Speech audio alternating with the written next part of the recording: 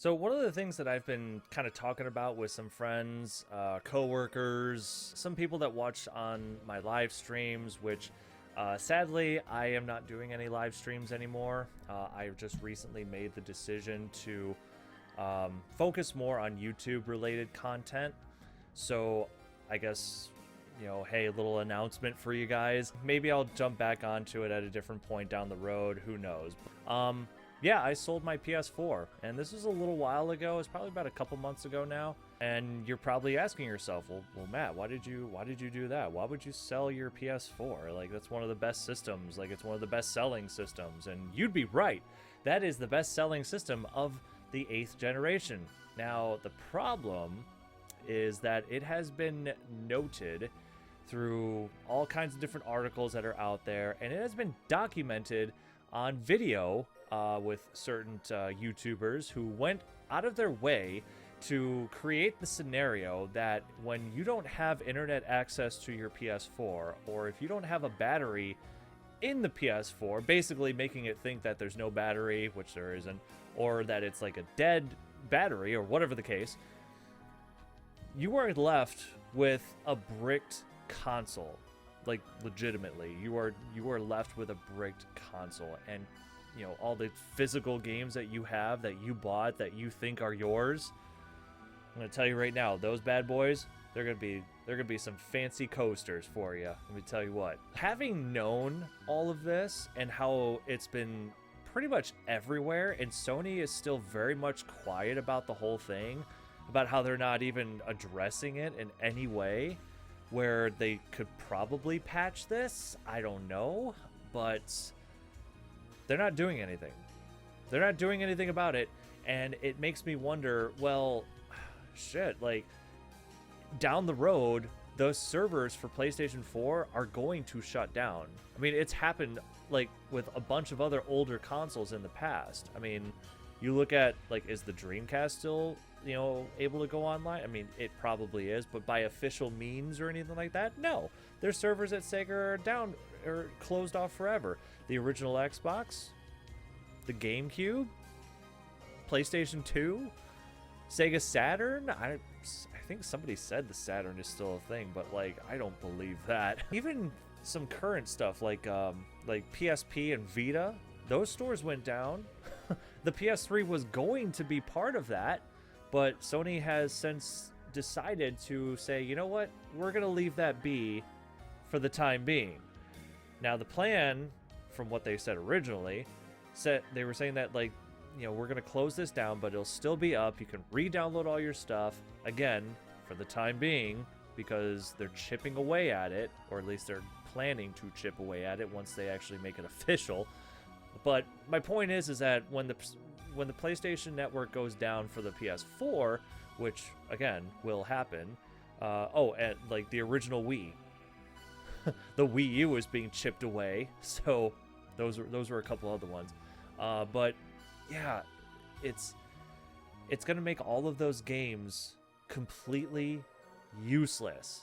I just sold everything off because I figured to myself, I should probably do this now before it's too late. Sony is not addressing the issue, right? If I wait any longer on it, it's going to be worthless. I won't be able to sell it for a good price. Not that I really had any plans on it in the beginning, but with all this news, it's like, what's the point of holding on to it? If I can't play my games anyways, because that's why you want to hold on to your stuff, is so you can play those games. You may not play them all the time, you may like to just revisit them once in a while, but they were games that you enjoyed.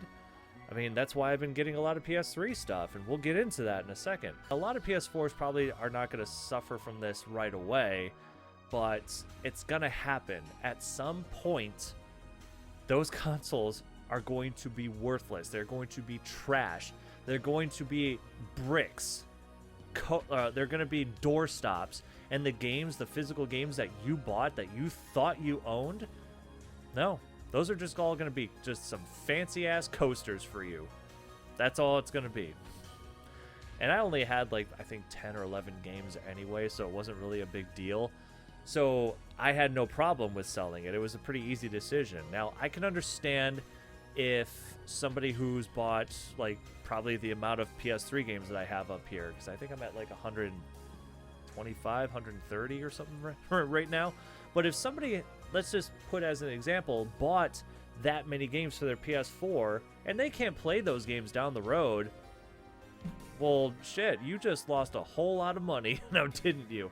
So it's probably better to just get what you can back, in my opinion. That's my opinion. That was my whole thought process, and I'm glad I did it, because now we're gonna have to rely on, modders to essentially make these consoles do what they're supposed to do normally. You know what I'm saying? Like, without the use of an internet connection, and the worry of this, battery crap or whatever. But just to make it run the games, you know what I'm saying? That's why I feel like modders are going to be the ones to kind of scoop up PS4s down the road, to fix it up and make it so that it plays at the very least, and then sell it off. They're probably going to make some money off of this. So they're going to have a pretty good time with that, I would say. And it's just kind of like now we're getting to that point where, even with the PS3, and that's what I was going to talk about, is like the PS3 suffers from that too. However, the difference is that with physical games, like the ones you see up here, I can still play all those. I have full access to it. It's right there on my shelf. I just pop it into my PS3 and I'm good to go. It's only the digital stuff that's going to be rendered useless. But that's the bottom line, is that I sold all that off so that I don't have to worry about it years down the road. I'd rather get something for it now and put it towards other things, which I did, and I have no regret of doing that. It kind of sucks that I had to. I had no intention of selling that off. I enjoyed the PS3, with mostly, like I said, with the first-party games, because again, I have a lot of those third-party games on my PC. But it sucks because I went through the trouble of getting one and the games that I was playing on it, and it's so funny to me how in the beginning of that generation, the 8th generation, I almost said 7th, in the 8th generation, how Microsoft was doing it so wrong and they were just suffering because of it, and Sony basically like just throwing punches right in their face, man. Like, they were just hitting them hard. And it was, I think, it was at one of the E3 press conferences, they were saying about like how you don't need to log on or anything, you don't have to check in, you don't got to be online to play games. Bunch of bull crap right there, because fast forward to now. PlayStation 4 won't impose any new restrictions on the use of PS4 gamers. When a gamer buys a PS4 disc, they have the rights to use that copy of the game. They can trade in the game at retail, sell it to another person, lend it to a friend, or keep it forever.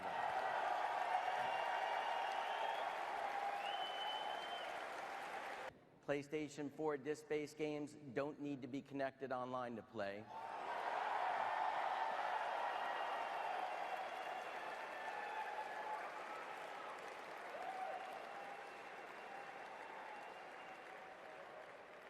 Or for any type of authentication.